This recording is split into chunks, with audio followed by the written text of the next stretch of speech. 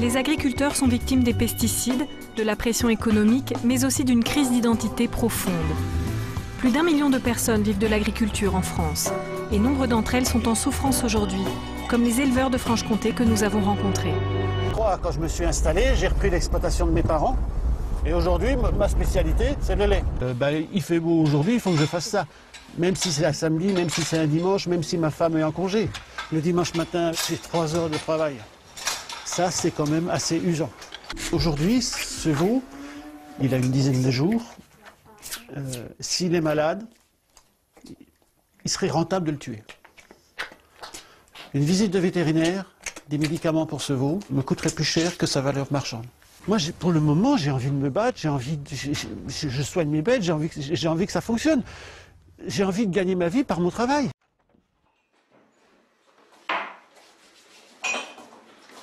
Salut, ça va? Alors, qu'est-ce qui s'est passé de vous aujourd'hui? Là, je viens d'aller fourrager, tout le monde va bien. Ouais, pas de soucis. Ouais. Et toi? Et moi? T'as fait joujou avec ton frère à repasser? Voilà, c'est ça, exactement. Pour mon jour de congé, c'était la seule chose que j'avais à faire. Bien, il est taciturne. Je me dis, mais il a l'air de m'en vouloir. Je me dis, mais qu'est-ce qui s'est passé? Je lui pose des questions et il me dit, ça va passer. Donc je pense qu'il s'est passé quelque chose qui t'a perturbé, et tu l'exprimes pas. Donc, et tu ne l'exprimes pas. Tu me dis pas ce qui va pas. Je cherche à l'oublier. Oui, tu cherches à l'oublier. Donc je te pose plus de questions. Pour arriver à dormir, il faut tâcher d'oublier ses problèmes. C'est mon automédication, si on peut dire ça comme ça. Je n'arrive plus à dormir, je travaille en dormant. Voilà, si j'ai un souci, je le digère, je le ressasse toute la nuit. J'ensile toute la nuit, je fais les foins toute la nuit, je répare ma machine toute la nuit. Et le lendemain matin, je suis fatigué en me levant, quoi. Ça va pas. Je n'arrive pas à récupérer normalement. Et elle participe à côté, bien souvent. Bah oui, quand il bouge, je le sens. Allez, on y va les filles. Allez. Voilà, c'est parti. On ne nourrit plus les gens. Quand on discute avec nos voisins, c'est pas nous qui nourrissons la population, c'est les supermarchés qui les nourrissent. Nous, on pollue. On dépend du fumier, on dépend des bouts de stations d'épuration, on dépend des engrais, des pesticides et tout ça. Mais tout ça, on ne le fait pas pour nourrir, pour produire quelque chose de pas cher, on le fait pour polluer. Notre fonction première a complètement disparu. Aujourd'hui, je trouve plus de sens à mon métier. Il me semble que j'étais parti pour produire du lait, pour rentrer dans un système plus ou moins industriel qui me permettait d'avoir une vie normale avec les autres et puis de produire un lait de qualité. Ça, j'ai réussi. Puis aujourd'hui, je m'aperçois que ça ne fonctionne pas. Le système des primes fait que je suis à la merci des bonnes volontés du libéralisme. Et puis, je ne trouve pas la solution. Je ne comprends plus ce qui m'arrive. Le stress en agriculture, à mon avis, c'est ça, c'est qu'on n'a plus de sens. On ne sait plus où on va.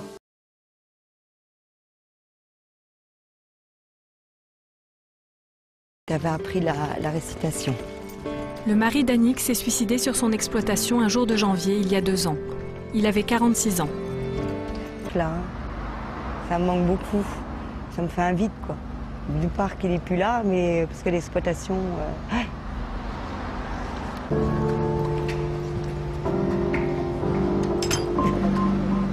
Vous voyez, c'était là. Voilà. Donc là, les vaches, elles étaient là.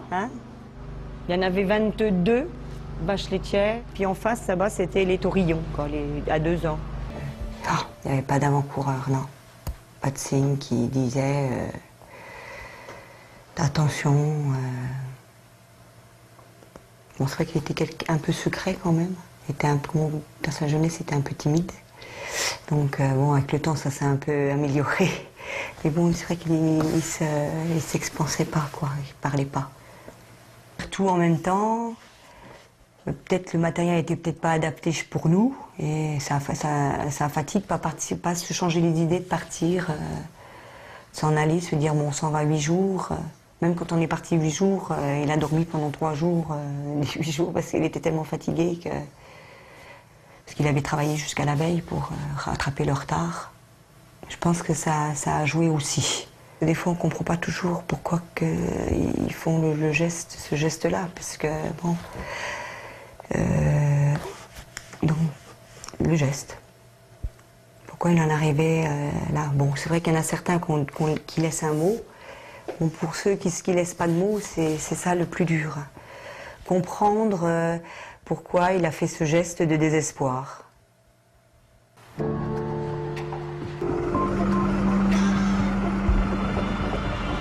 Didier Joly est éleveur près de Poitiers. En 2008, à la suite d'une opération, certains symptômes l'inquiètent. Sa nuque reste bloquée, il est lent et se sent affaibli. Après 2 années de galère et de souffrance, les médecins ont diagnostiqué une maladie neurodégénérative, la maladie de Parkinson. Le bras droit, ça va encore pas bien, mais le bras gauche, il est moitié paralysé. Quand il fait un peu froid, tout ça, la circulation ne se fait pas, vous voyez. La main est toute rouge. Là, il y a beaucoup moins de force dans ce bras-là, tout le bras, et puis il n'y a plus de sensibilité. J'ai pas les doigts très agiles, quoi. Alors là, j'ai remis un petit peu manger, vous voyez, je peux encore faire ça. C'est pas un travail qui est très pénible. La jambe, c'est presque pareil, oui. J'ai du mal à marcher. Le soir, quand je suis fatigué, ça lève mal, ça tend à s'accrocher un peu, quoi. On est diminué, puis c'est tout, il faut l'avouer. C'est une drôle de maladie, quand même. Puis ce coup qui part toujours de côté, ça me fatigue aussi, ça. Ça, il faut l'accepter comme ça. Son fils, Cédric, qui vient depuis le début de la maladie l'aider sur l'exploitation, ne le reconnaît plus. Quand on voit ce qu'il a été capable de faire durant les années où il était valide, il était en très bonne santé, aujourd'hui le voir comme ça fait mal. Ça fait mal. J'ai connu lui faire des journées entières à désherber. Hein. Alors le matin, ça faisait bon, il n'y avait pas trop de vent. Dans la journée, le vent se levait, mais tu étais là quand même, tu continuais. C'est là que tu respirais. Il fallait se dépêcher parce que le lendemain, il allait peut-être pleuvoir. Et on a fait ça. Avec un simple mouchoir sur le nez. Oui, entre 80 et 90 par là. C'était à l'époque où on faisait un peu n'importe quoi, on mettait toute espèce de produits. Les techniciens pensaient surtout à nous vendre des produits plutôt qu'autre chose. Bon ou mauvais. Il dit que l'exposition aux pesticides double les risques de contracter la maladie de Parkinson. Le lindane et le DDT, et plus généralement les insecticides de type organochloré sont montrés du doigt. Aujourd'hui, Didier Joly se bat pour que sa maladie soit reconnue comme maladie professionnelle. C'est un combat difficile. Seuls 3 agriculteurs atteints d'un syndrome parkinsonien ont été reconnus en France jusqu'à présent. Pascal Choisy est l'un d'eux. Il a été diagnostiqué en 2000, à l'âge de 37 ans. Mais cette reconnaissance a été durement acquise après des années de lutte avec l'organisme de sécurité sociale agricole. Après 2 refus, le couple a enfin eu gain de cause auprès de la justice. Sylvie Choisy s'est beaucoup battue pour son mari, avec l'aide de l'association des accidentés de la vie qui ce matin-là vient faire le point avec elle. Bonjour Madame Choisy. Bonjour Monsieur Mamouche. Comment allez-vous? Ça va bien et vous? Ça va, merci. Alors, dites-moi tout. Je viens de recevoir un courrier de la MSA, c'était pour vous montrer ce que vous en pensiez. Désormais, elle va avoir des nouveaux droits beaucoup plus intéressants. Et donc, je viens aujourd'hui pour vous expliquer un peu vos droits, Pascal, concernant la reconnaissance de maladie professionnelle de Parkinson. Moi, je me suis battue. Bon, c'est vrai que c'était long. J'ai passé des coups de téléphone à des fois que ça durait 1 heure au bout, mais ça fait rien. J'étais prête à aller avec ma glacière dans le truc pour vous dire que je ne bougerai pas de là.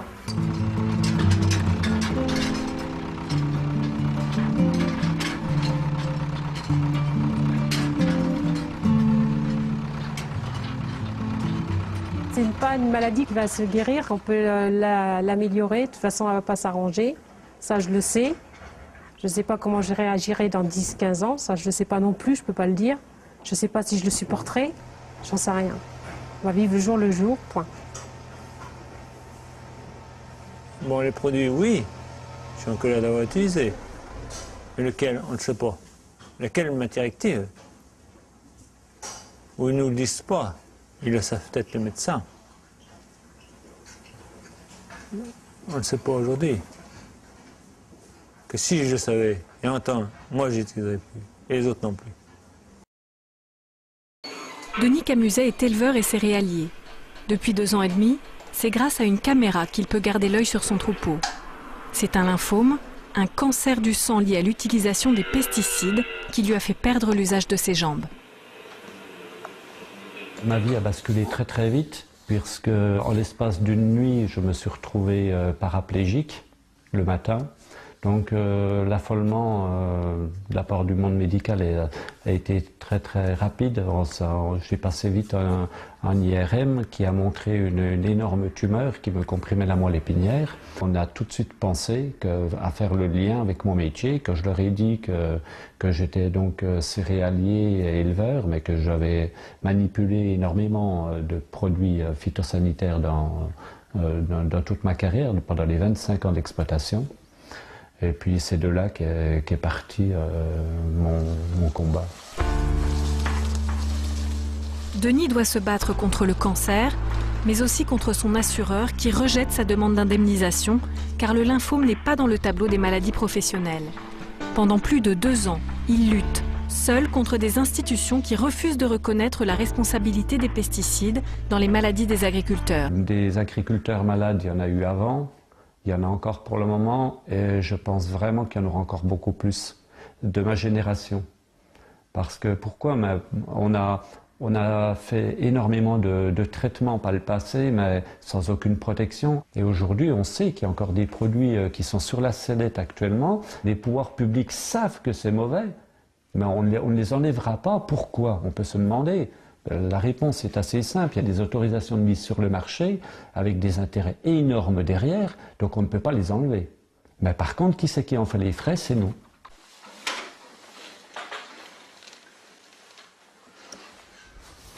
Ok, Minette, venez voir les louloutes. Venez voir. Ah, mon petit loulou. Le petit dernier, c'est celui-ci, au pied de la salaire, c'est là. Pour moi, c'est ma vraie vie, c'est ma passion. C'est ma passion, puis quelque part, c'est toute la fierté de pouvoir aujourd'hui me remettre debout. Je me dis, bon, ben, je n'ai pas travaillé 2 ans et demi de réduc pour rien, quoi. Oui, Michel, le petit veau, là, il faut vraiment l'isoler très vite, parce que c'est sûr qu'il n'a pas bu. Hein. Ah ben, t'en as mis du temps. Qu'est-ce que t'as fait? T'as oublié de te lever ce matin? Non, même pas. Salut, Michel.